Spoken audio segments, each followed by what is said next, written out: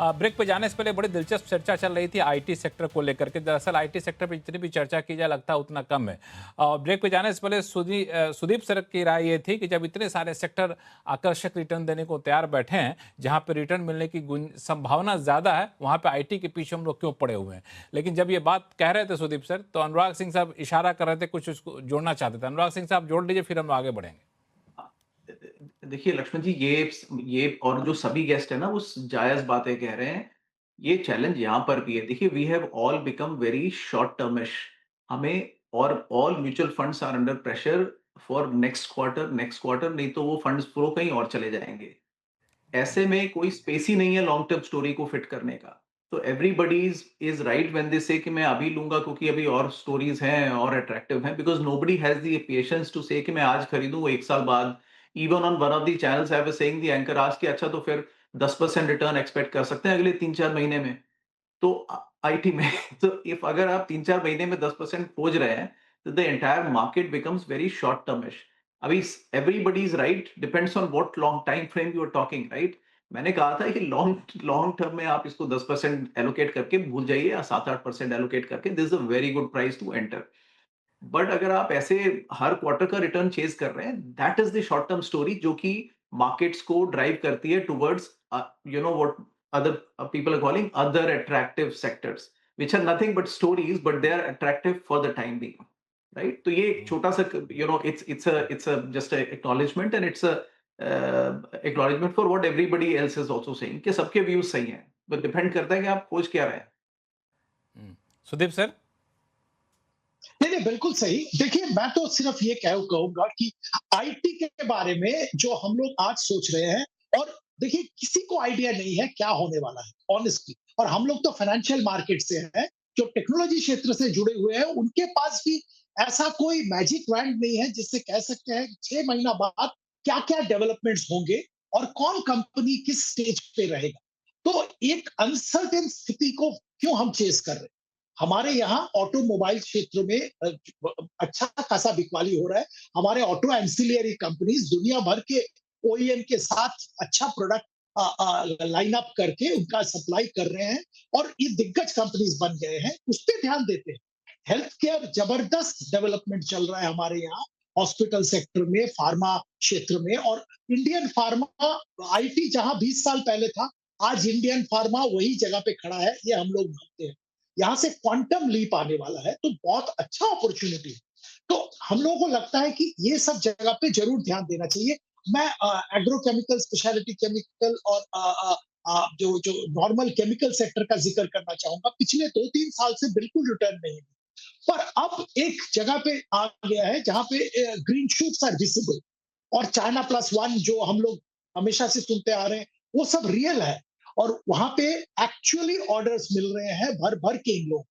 और अभी supply chain वगैरह वेस्ट एशिया के कारण जो डिस्ट्रप्शन हुआ है, वो जैसे ही थोड़ा बहुत ठीक हो जाएगा, उनके कॉस्ट ऑफ जो प्रोक्योरिंग रॉ मटेरियल्स वगैरह भी सुधर जाएगा, और अच्छा खासा रनवे दिख रहा है।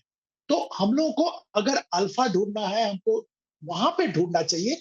मुझे तो लगता है आईटी एक वैल्यू ट्रैप है। आईटी एक वैल्यू ट्रैप है, दूसरे सेक्टर है वहाँ पे मौके ढूंढना चाहिए। अब आईटी को छोड़ देते हैं, क्योंकि आईटी पे चर्चा काफ़ी ज़्यादा अब करने को बचा हुआ है। लेकिन दूसरे सेक्टर जो बार बार जिक्र में आ रहा है, हमारे दर्शक के मन में उठ रहा हुआ कि आखिर उन सेक्टर में क्या करना चाहिए। एक सेक्टर है ऑटो सेक्टर, जो सुदीप सर ने भी कहा, इससे पहले पंकज जैन साहब ने भी कहा। सुनील सोनम साहब, ऑटो सेक्टर को कैसे देख रहे हैं, खासतौर से जो रिजल्ट आए हैं, रिजल्ट के बाद और बेहतर प्लेस दिख रहे हैं, ढेर सारे फ्री ट्रेड एग्रीमेंट हो रहे हैं, वो भी ऑटो सेक्टर के लिए एक बड़ी अपॉर्चुनिटी है पूरी दुनिया भर में। इंडियन ऑटो सेक्टर को आप कैसे रीड कर रहे हैं? मैं भी पॉजिटिव हूँ, जैसे पंकज जी और सुदीप जी दोनों ने कहा कि देखिए ये क्वार्टर एक बहुत बड़ा रिस्की क्वार्टर था ऑटो के लिए, बिकॉज़ क्रूड के फुल दाम का इम्पैक्ट इस क्वार्टर में दिखना था। और ऑटो कंपनीज़ के लिए ना ही डिमांड के साइड में, मगर टायर से लेकर पेंट से लेकर सभी जगह पे क्रूड रिलेटेड इम्पैक्ट का एक डर था ऑटो सेक्टर के ऊपर। बट इन कंपनियों ने उनके हाई ऑपरेटिंग लिवरेज के कारण उनकी सेल्स इतनी भयंकर बढ़ी, तो जितना भी मार्जिन प्रेशर था उसको अल्टीमेटली ईपीएस ग्रोथ में बहुत बढ़िया उन्होंने ट्रांसलेट कर दिया, एबिटा मार्जिन में ट्रांसलेट कर दिया। तो द वर्स्ट एवर क्वार्टर को उन्होंने अच्छी तरह झेल लिया है। और अब आगे देखें, तो जैसे वे कह रहे थे, ऑल द बीटीएस में ऑटो एक की कंपोनेंट होगा, बिकॉज़ ये अभी भी लेबर ओरिएंटेड सेक्टर है। तो इंडिया की जो लेबर की एडवांटेजेस है वो यहाँ पे दिखेगी। सेकंड, इंटरनेशनल कंपनीज़ ने यहाँ आकर हमारी टेक्नोलॉजी को इम्प्रूव किया, जैसे hyundai ने, मर्सिडीज बेंज ने, बीएमडब्ल्यू ने, जो भी यहाँ मैन्युफैक्चर कर रहे हैं इंटरनेशनल भी, अपना क्वालिटी ऑफ प्रोडक्शन भी बहुत इम्प्रूव हुआ है, तो we are globally competitive, absolutely no problem. और बीटीए जो ट्रेड एग्रीमेंट्स हैं वो डेफिनिटली ऑटो सेक्टर को हेल्प करेगी। तो लॉन्ग टर्म में मैं कोई गुंजाइश नहीं है कि auto is a good sector to play on in terms of the both export as well as domestic, because ये जो के शेप रिकवरी जो बात कर रहे हैं वो अल्टीमेटली यू शेप में बदलेगी, और मास ऑटो जैसे टू व्हीलर्स और एंट्री लेवल कार्स भी बढ़ेंगे। तो मेरा मानना है कि yes it's a good value, जो कहते हैं ना ग्रोथ बेस्ड सेक्टर। मगर क्या है उसमें एक ही प्रॉब्लम है कि आज वो वैल्यूएशंस में ऑलरेडी है प्राइस में।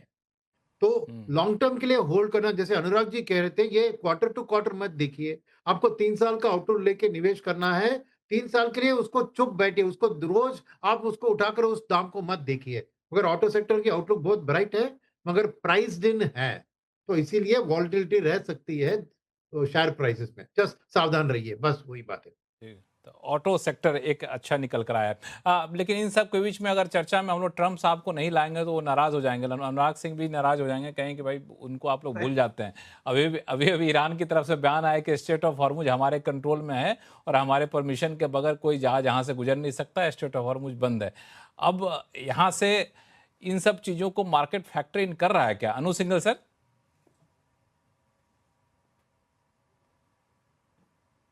देखिए पता क्या होता है, कई बार आपकी रेपुटेशन ऐसी हो जाती है कि कुछ भी होता है लोग आप ही को ब्लेम करते हैं। ट्रस्ट में इस बार ट्रम्प साहब ब्लेम करने के लिए नहीं है, इस बार ब्लेम करने के लिए ईरान है। इस बार जो भी एस्केलेशन हुई है वो ईरान की तरफ से हुई हैं, लेकिन इशू यही है कि हम सब अब क्योंकि ये शुरुआत डोनाल्ड ट्रंप ने की थी तो इसीलिए उनको उनको ब्लेम करते हैं। लेकिन देखिए लक्ष्मण जी, ये एक फैक्ट है कि अब मार्केट को इसके साथ जीना सीखना होगा। जैसे मार्केट रशिया यूक्रेन वॉर के साथ जीना सीख गया, ऐसे कुछ समय मार्केट इस वॉर के साथ भी जीना सीख जाएगा। सिर्फ एक फ़र्क ये है कि जो रशिया यूक्रेन की वॉर थी वो बियॉन्ड अ पॉइंट कच्चे तेल पर इम्पैक्ट नहीं डालती थी। जो ये यूएस और ईरान की वॉर है और इसका जो इम्पैक्ट है स्टेट ऑफ हॉर्मुज पर, वो सीधा आपके कच्चे तेल के प्राइस और सप्लाई इन पर एक इम्पैक्ट डालता है। तो ये एक रिस्क फैक्टर रहेगा और इसके लिए मार्केट में अभी भी एक वन वे कॉल लेना कि बस अब यहाँ से लेके बैठ जाएं, ये थोड़ा सा मुश्किल है। निफ्टी एक रेंज में रहा है, हमने पिछले 2 हफ्ते में 24,300 का फेक ब्रेकआउट भी देखा, 23,800 का फेक ब्रेकडाउन भी देखा और हम रेंज के दोनों तरफ काम करते रहे। इस बार हम रेंज के अपर एंड में क्लोज हुए हैं, अगले हफ्ते वापस इस मार्केट का टेस्ट होगा। बाकी मेहमान आप लोग भी अपनी राय दीजिए क्योंकि समय बहुत कम है, छोटे छोटे सवाल पूछूंगा जवाब। पंकज जैन साहब, ट्रम्प साहब को याद रखें कि भूल जाएं? नहीं नहीं नहीं, ट्रम्प साहब भूलने वाली आइडेंटिटी बिल्कुल है ही नहीं। एक चीज मैं ऐड करूंगा जो भी अनुज भाई बोल रहे थे, I think what is happening, मैं एक बड़ा अच्छा आर्टिकल अच्छे ऑथर का पढ़ रहा था कि ईरान शायद स्टेट ऑफ होमरूज को ज्यादा लीवरेज करने की कोशिश कर रहा है। You know there are channels being build जो कि पहले थोड़े पैसिव थे, स्लो स्पीड पे थे, बट वो एग्रेसिवली अब वो चैनल्स बिल्ड हो रहे हैं। May be 6 month down the line, अगर इसी तरह से गल्फ में वॉर चलती रही, 6 मंथ डाउन द लाइन होमरूज की रेलेवेंस काफी कम हो जाएगी। देयर आर चैनल्स विद मिंग जहां से ऑयल दूसरी जगह फ्लो होने लगेगा। नॉट दैट कि that is the easiest route. So मेरे को लगता है कि जैसे कि हमने यूक्रेन रशिया वॉर के साथ जीना सीख लिया, थोड़े दिन के बाद या तो इस वॉर में थमाव आ जाएगा या the kind of channels are that were being alternate for the oil flow that will start getting activated. So I think all said and done, मेरे को लगता है कि कहीं ना कहीं जो ऑयल के जो प्राइसेस हैंगे पीक आउट हो गए हैं, जो हमने 110 115 देखे थे, और उस तरह के लेवल ऑफ दोबारा to reach those levels may not happen in recent times. Sudeep sir, अब स्टेट ऑफ हॉर्मुज को लेकर बहुत चिंता नहीं करेगा बाजार? चिंता तो रहेगा बाजार में स्टेट ऑफ हॉर्मुज को लेके, और मुझे नहीं लगता है बहुत जल्दी ये खत्म होने वाला है। और ट्रम्प साहब को तो भूल नहीं सकते। अगला 2-2.5 साल के लिए हम लोगों को ट्रम्प साहब को भूलने का अपॉर्चुनिटी ट्रम्प साहब नहीं देंगे। अब हॉर्मुज में कुछ शांति हो जाता है तो वो क्यूबा के पीछे जाएंगे, क्यूबा में कुछ होता है तो कुछ टैरिफ लगाएंगे। इधर उधर टैरिफ हो गया तो अभी फार्मा जेनेरिक्स पे टैरिफ की बात करेंगे। ट्रम्प साहब स्टेबिलिटी के खिलाफ है, ये हमको समझना पड़ेगा। और वोलेटिलिटी के लिए एक चीज तैयार और बता रहना दें पड़ेगा। कि एक बार एक चीज और बता दें, कहीं डिनर पार्टी में थे अनुराग सिंह साहब शायद ज्यादा बेहतर बता पाएंगे, तो उन्होंने बोला कि मैं तीसरे टर्म के लिए भी राष्ट्रपति बनना चाहता हूँ। नहीं, नहीं, नहीं, नहीं। नहीं, नहीं, देखिए गेस्ट का व्यू ठीक है। I think it's the beginning of the irrelevance of Iran. Every day वो इर्रेलेवेंट होता जा रहा है and I think long term में it's good for India. Energy prices सस्ते रहेंगे for everyone, right? Everybody has known, nobody wants such a rogue actor, right? तो या the worst is behind us and I think अभी US का एक ही focus sir है, न्यूक्लियर पे ट्रैक रखो, that's it. Soon Sunil sir, closing remarks. Closing remark, वक्त आ गया है एक पोस्ट वॉर पोर्टफोलियो को बिल्ड करना by buying on dips right through. यानी वॉर खत्म पोस्ट होगा वॉर पोर्टफोलियो को, हाँ, पोस्ट वॉर पोर्टफोलियो को धीरे धीरे आपको बिल्ड करना, जहाँ जहाँ डिप है वहाँ वहाँ खरीदते रहिए। आप सही मेहमानों का बहुत बहुत शुक्रिया, बड़े बेहतरीन तरीके से आप लोगों ने अपनी बातों को रखी। और आवाज अड्डा फिलहाल इतना ही, देखते रहिए CNBC आवाज। नमस्कार।